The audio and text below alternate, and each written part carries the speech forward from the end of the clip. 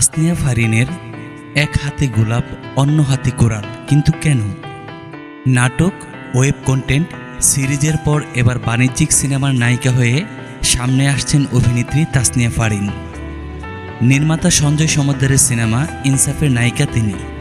আসন্ন কোরবানি ঈদে সিনেমাটি মুক্তি পেতে যাচ্ছে।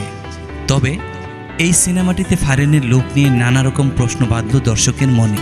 গত রবিবার সন্ধ্যায় ছবিটির একটি পোস্টার দেখা যায়, আর তাতেই সবার চোখ আটকে যায়। কারণ পোস্টারে ফারিনকে এক রহস্যময়ী বেশে দেখা মেলে।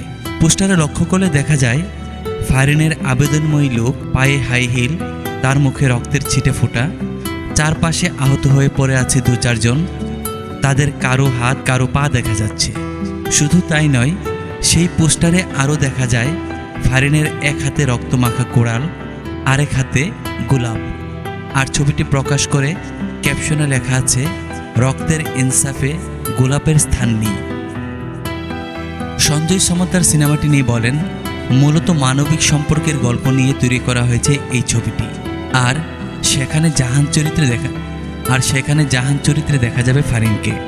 এছাড়া এতে অ্যাকশন, রোমান্স, সাসপেন্স সবই থাকবে। গল্পের ইমোশন ঠিক রেখে ঈদের ছবির প্যাকেজ হিসেবে বানানো হয়েছে। গল্পে এমন কিছু বিষয় তুলে ধরা হয়েছে যা দেখে বোঝা যায় এগুলো বাংলাদেশের ছবি।